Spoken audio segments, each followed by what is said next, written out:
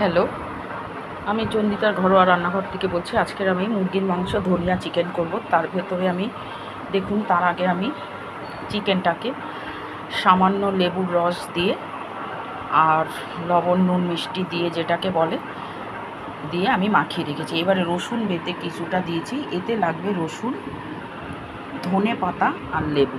ধনে পাতাটাকে আমি বেটে রেখেছি, দেব। এবারে মাখিয়ে সব একসঙ্গে বসাবো। প্রথমে আমি চিকেনটাকে ম্যারিনেট করেছি হচ্ছে লেবু, লবণ, মিষ্টি দিয়ে পুরো মাখিয়ে রেখেছিলাম। 2 ঘন্টা কিন্তু 3 ঘন্টা মাখিয়ে রাখতে লাগবে।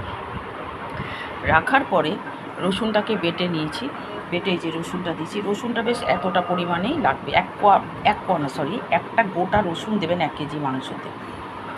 আর যারা রসুনের বেশি গন্ধটা ভালো খান, তারা আরেকটু 1.5টা রসুন দিতে পারেন, মানে 1.5 কোয়া গোটা রসুনের। তাহলে এইটাকে আমি এখন আপনার সব কিছু দিয়ে মাখাবো।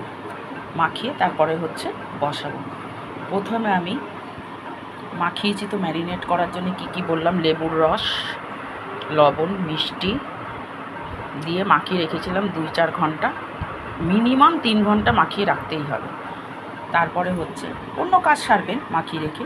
তারপরে রসুনটা বেটেছি, রসুন বাটাটা দিয়েছি।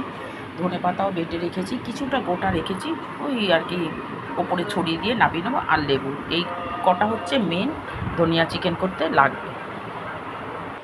কড়াইতে তেল দিয়ে দিয়েছি। এবার আমি মাংসটাকে, রসুনটাকে দিয়ে আস্তে আস্তে চামচি দিয়ে করে ছেড়ে দেবো।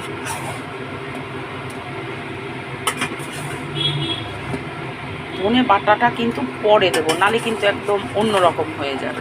আগে একটুখানি মাংসটাকে সাঁতলিয়ে নিই রসুন দিয়ে।